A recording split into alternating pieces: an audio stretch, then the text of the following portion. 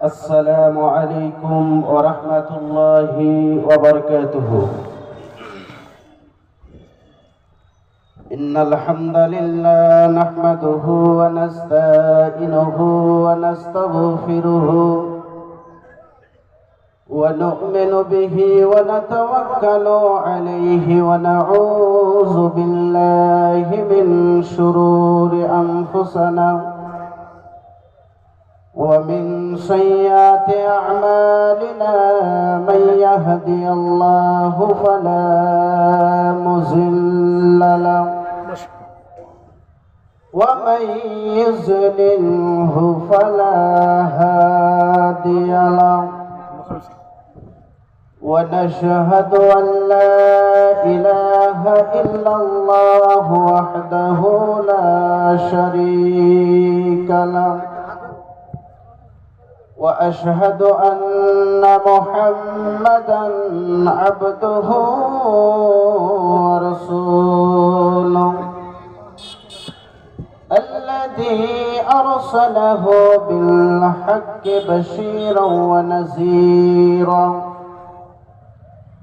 وداعيًا إلى الله بإذنه وسراجًا منيرًا.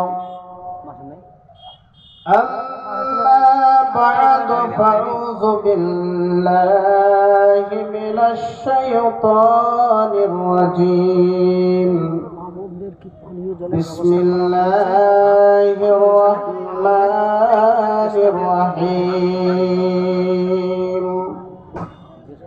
ولا تقربوا الزنا إنه كان فاحشة وسعى سبيلا.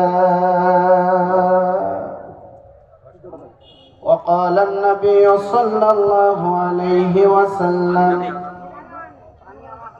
آية المنافق ثلاثة: إذا حدث كذب. عن أبي هريرة رضي الله تعالى عنه قال: قال رسول الله صلى الله عليه وسلم: ثلاثة لا يكلمهم الله يوم القيامة ولا يزكيهم ولا ينظر إليهم ولهم عذاب أليم. شيخ الزاني ومالك الكذاب.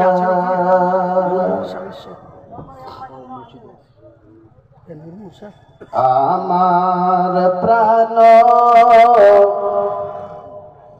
পাখি রে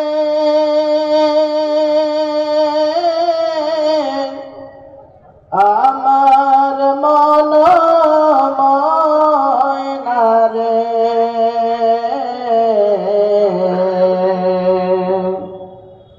একদিন তো যাইবার পাখি আমায় ছাড়িয়া,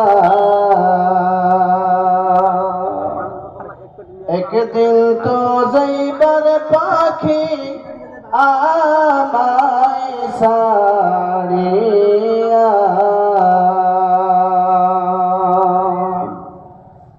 আমার প্রাণ পাখি রে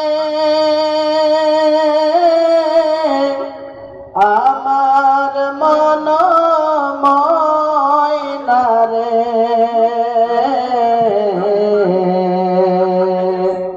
একদিন তো যাইবার পাখি আমায় ছাড়িয়া।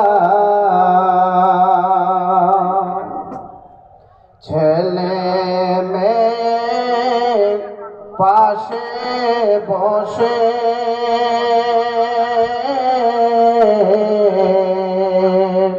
কান্দিবে পাগলের ভেসে, চোখের জলে পড়বে কোরআন খোলিয়া। আমার মন আমার প্রাণ পাখি রে আমার মন ময়না রে একদিন তো যাইবার পাখি আমায় ছাড়িয়া বড়ই পাতা গরম জলে টাঙ্গায়া মশারির তলে গোসল করাইবে দুই জন মিলিয়া আমার প্রাণ পাখি রে আমার মন ময়না রে একদিন তো যাইবার পাখি আমায় ছাড়িয়া একদিন তো যাইবার পাখি আমায় ছাড়িয়া উপস্থিত শ্রদ্ধেয় সম্মানীয় আজকের সভার যোগ্যতম সভাপতি বিজ্ঞাপিত অবিজ্ঞাপিত ওলামায়ে বিন্দু সামনে আমার দিন প্রিয় ইসলাম প্রিয় ছোট বড় ভাই সকল পর্দার অন্তরালে বসে থাকা আমার মা এবং বোনেরা প্রাণ প্রিয় এলাকাবাসী উজিল ডাঙ্গাপাড়া কুশমন্ডিবাসী সর্বকরে সেই মহান আল্লাহ সুবহানাহু ওয়া তাআলার প্রশংসা যে আল্লাহ পাক আজকে আমাদের এক মাদ্রাসা কেন্দ্রিক আয়োজিত মাহফিলে এসে বসার তৌফিক দান করেছেন। সেই মহান মুনিবের দরবারে আমরা শুকরিয়া আদায় করি, আমরা বলি আলহামদুলিল্লাহ। শান্তি অবতীর্ণ হোক সরকারে কায়নাত তাজদারি মদিনী নবী কুল শিরোমণি ইমামুল আম্বিয়া মেহবুবে কিবরিয়া ইমামুল হারামাইন শরীফাইন নবী মক্কি নবী মদানী নবী আহমদ নবী মুহাম্মদুর রাসূলুল্লাহ সাল্লাল্লাহু আলাইহি ওয়াসাল্লামের উপর লাখো কোটি দরুদ ও সালাম বর্ষিত হোক। আল্লাহুম্মা আমিন। আল্লাহুম্মা সাল্লি আলাইহি আল্লাহুম্মা বারিক আলাইহি। আমি পবিত্র আল কোরআন থেকে একটি আয়াতের টুকরা পরিবেশন করেছি। হাদিসে নববী থেকে দুইখানা হাদিস ইনশাআল্লাহ যিনারা কোরআন হাদিস বুঝেন ওনারা বুঝে ফেলেছেন যে আজকে কি বলবো বা আলোচনা করব। তবু একবার বলে দিই, যেটা এখন আমাদের গ্রাম বাংলায় অরহর দেখতে পাওয়া যায় সেটা হচ্ছে জেনা। এই জেনাটাকে আমরা আম মনে করি। আমরা আজকে প্রতি যুবক এবং যুবতীরা আমরা জেনায় লিপ্ত হয়ে থাকি। শুধু ওরা করে নয়, আজকে আমাদের যে সমস্ত মায়েরা আজকে প্রেমের গল্প মোবাইলে সব কিছুতেই একটা জেনা। শুধু চোখ দিয়ে দেখাটাও একটা চোখের জেনা, হাত দিয়ে ধরা একটা হাতের জেনা, পা দিয়ে চলা একটা পায়ের জেনা। এগুলো যদি আমরা কোরআন এবং হাদিস দেখি তাহলে আমরা দিনে কত জেনা করে থাকি যা বলার বাইরে। সুধী মণ্ডলী, তবুও বলতে হয় যে আজকে জেনা আজকে প্রতি ঘরে ঘরে ঢুকে গেছে। এই জেনা থেকে বেঁচে থাকা লাগবে, না হলে এই জেনার যে কি ভয়ানক শাস্তি রয়েছে, যখন আমরা আমাদের এই দুনিয়া থেকে আমরা চলে যাব তখনই আমরা বুঝতে পারবো যে জেনার কি মারাত্মক এই দুনিয়াতেই একটা শাস্তি রয়েছে। শুধু এই দুনিয়াতে শাস্তি নয়, পরকালেও আল্লাহ সুবহানাহু ওয়া তাআলা আমাদের জন্য একটা শাস্তির জায়গা নির্ধারণ করে রেখেছেন অনলি যারা জেনা করে। আজকে জেনা কত একটা মারাত্মক পাপ, এটা যেমন লজ্জাজনক তেমনি এর বিচার ব্যবস্থাটাও খুব একটা ভয়ানক। সুধী মণ্ডলী, হে আমার বন্ধুরা, আমার ভাইরা, যুবক বোনেরা, শোনো, তোমাকেই বলছি, তোমাদেরকেই আমি বলছি, জেনা যে সমস্ত মায়েরা আজকে জেনা করে থাকে, সেটা যদি অবিবাহিত নারী এবং পুরুষ যদি জেনায় লিপ্ত হয়, তাহলে তাকে 100 বেত্রাঘাত মারতে হবে। এটা আমার কথা নয়, জনাবে মুহাম্মদুর রাসূলুল্লাহ সাল্লাল্লাহু আলাইহি ওয়াসাল্লামের ফয়সালা। আর এখন যদি বিবাহ করার পরে যদি জেনায় লিপ্ত হয়, তাহলে তাকে মেরে মেরে মেরে ফেলতে হবে, রজম করে দিতে হবে, তাহলে তার এই পাপ ক্ষমা হবে, দ্বিতীয় কোনো আর পথ নাই।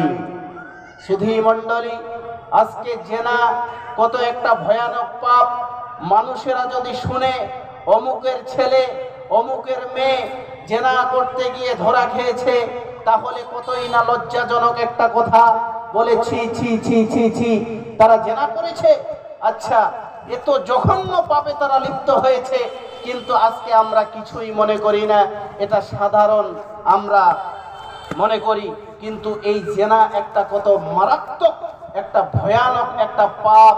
আল্লাহ রাসূল সাল্লাল্লাহু আলাইহি ওয়াসাল্লাম বলেছেন যে 3 শ্রেণীর মানুষকে এই পৃথিবীর মধ্যে হত্যা করতে হবে। 3 শ্রেণীর মানুষকে এই পৃথিবীর মধ্যে হত্যা করতে হবে। তারা কারা? তার মধ্যে 1 নম্বরে ঢুকে আছে যারা জেনায় লিপ্ত হয়েছে। তাদের বেঁচে থাকার কোনো অধিকার নাই। তাদেরকে মেরে মেরে ইট ঢেল পাটকেল দিয়ে তাদেরকে মেরে ফেলতে হবে, তাহলে তার পাপ ক্ষমা হবে, নচেত তার পাপ কোনোদিন ক্ষমা হবে না। সুধী মণ্ডলী, আমার ভাই, হে আল্লাহর গোলাম, নবী সাল্লাল্লাহু আলাইহি ওয়াসাল্লাম বলছেন কি? وقال النبي صلى الله عليه وسلم عن أبي هريرة رضي الله تعالى عنه قال قال رسول الله صلى الله عليه وسلم لا يقلهم الله يوم القيامة। আল্লাহ বলেন, ওই সমস্ত মানুষদেরকে আল্লাহ তার নজরে দেখবেন না। আল্লাহ রাব্বুল আলামিন বলেন, কিয়ামতের ময়দানে ওই সমস্ত মানুষদেরকে পবিত্র করা হবে না। অন্য রওয়ায়েতে এসেছে, ওই মানুষদের দিকে আল্লাহ ঘুরে তাকাবেন না। তারা কত বড় জঘন্য পাপ করেছে। সুধী মণ্ডলী, তারা কেমন পাপ করেছে? আমার আল্লাহর নবী বলেন, শাইখুজ জানি, যারা বৃদ্ধ বয়সে জেনা করেছে, ওদেরকে মেরে মেরে মেরে ফেলতে হবে, রজম করে দিতে হবে, দুনিয়াতে বেঁচে থাকার কোনো অধিকার নাই। শাইখুজ জানি, যারা বিবাহ করার পরে জেনা করবে, ওদেরকে মেরে মেরে মেরে ফেলতে হবে, ওদের বেঁচে থাকার কোনো অধিকার নাই। আর অবিবাহিত ছেলে মেয়ে যদি জেনা করে, তাহলে তাকে 100 বেত্রাঘাত মারতে হবে।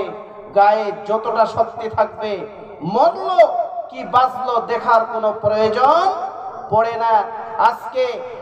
আজকে আমাদের গ্রাম বাংলায় আমরা দেখতে পাই, যুবক এবং যুবতীরা যখন জেনা করে, আমাদের গ্রামের সব থেকে যেটা দুর্বল লোক, তাকে 10টা করে বেত এক জায়গায় করে তার পাছায় মারা হয়, ওটা মারা চলবে না।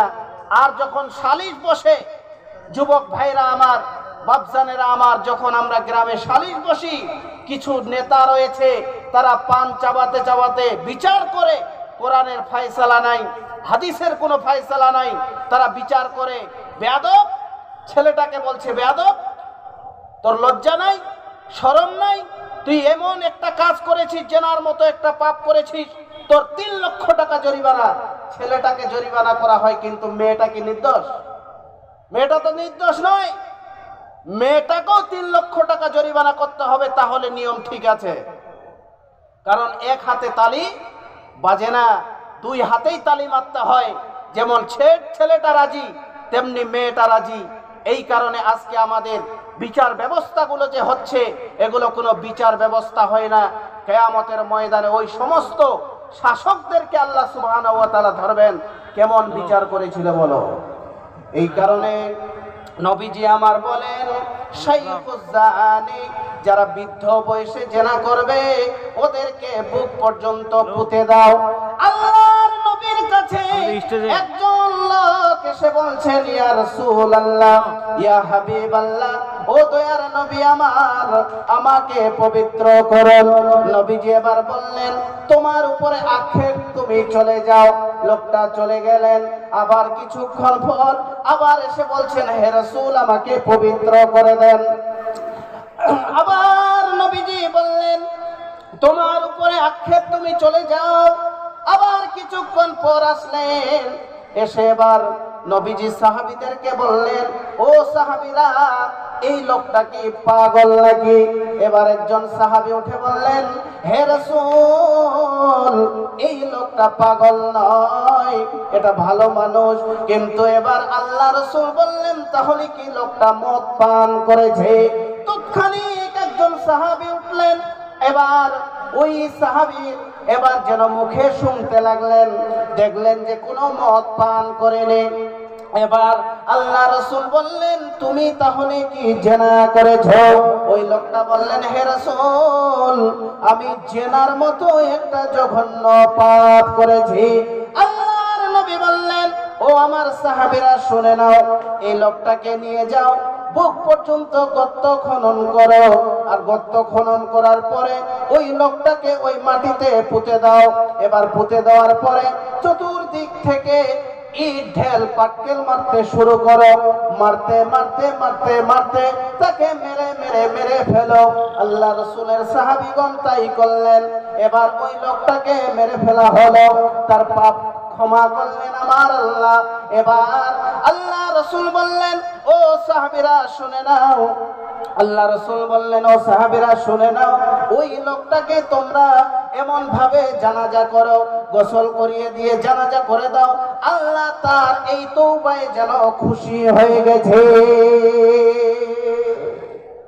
এটা হলো জেনার মতো একটা মারাত্মক পাপ, যারা আমরা জেনাটাকে কিছুই মনে করি না, কিন্তু আল্লাহ রাসূলের ফয়সালা, বিবাহিত নারী পুরুষ যদি জেনা করে তাহলে তাকে রজম করে দিতে হবে, মেরে ফেলতে হবে। শুধু তাই নয়, নবীর জামানায় আর একজন মহিলা, ওই মহিলা এবার আল্লাহ রাসূলের কাছে আসলেন। রাসূলকে এসে বলছেন, হে রাসূল, আমাকে পবিত্র করে দেন। এবার আল্লাহ রাসূল বললেন, ও মহিলা, তোমার উপরে আক্ষেপ, তুমি চলে যাও। ওই মহিলা আবার চলে গেলেন। কিছু দূর গেলেন, না গেলেন, আবার নবীর কাছে এসে বলছেন, হে রাসূল, আমাকে পবিত্র করে দেন। আবার আল্লাহ রাসূল তাকে তাড়িয়ে দিলেন। মহিলা বললেন, মাস বিন মালিককে যেভাবে তাড়িয়ে দিচ্ছিলেন, ওইভাবে কি আমাকেও তাড়িয়ে দিতে চাচ্ছেন নাকি? আল্লাহ রাসূল বললেন, তুমি কি জেনা করেছো? মহিলা বললেন, হে রাসূল, আমি জেনা নয়, জেনা তো করেছি, কিন্তু অবৈধ সম্পর্কে আমার পেটে একটা বাচ্চা জন্মেছে। হে রাসূল, যখন এই হাদিস শুনলাম যে মারাত্মক একটা ভয়ানক পাপ, তাহলে আল্লাহ রাসূল কিভাবে পবিত্র করতে হয়, আপনি আমাকে পবিত্র করে দেন। এবার আল্লাহ রাসূল বললেন, ওই মহিলাটিকে নিয়ে যাও, বুক পর্যন্ত এবার পুঁতে দাও। বুক পর্যন্ত পুঁতে দেওয়া হলো। এবার পুঁতে দেওয়ার পরে এবার চতুর্দিকে সাহাবীগণ যেন পাথর মারতে আরম্ভ করলেন। পাথর মারতে মারতে মারতে মারতে এক পর্যায়ে দেখা গেল খালিদ বিন ওয়ালিদ নামে একজন সাহাবী, সেই সাহাবী এত জোরে একটা পাথর ওই মহিলার মুখটা লক্ষ্য করে মারলেন। এবার ওই মহিলার মুখে ওই পাথরটা গিয়ে পড়ল। পাথরটা এবার লেগে মুখটা ফেটে ওই মহিলার রক্তটা যেন ছিটকে খালিদ বিন ওয়ালিদের গায়ে লাগলো।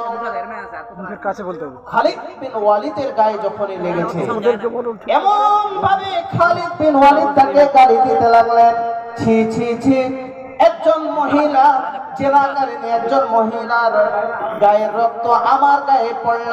আল্লাহ রাসূল বললেন, হে খালিদ, তুমি গালি দিও না, গালি দিও না।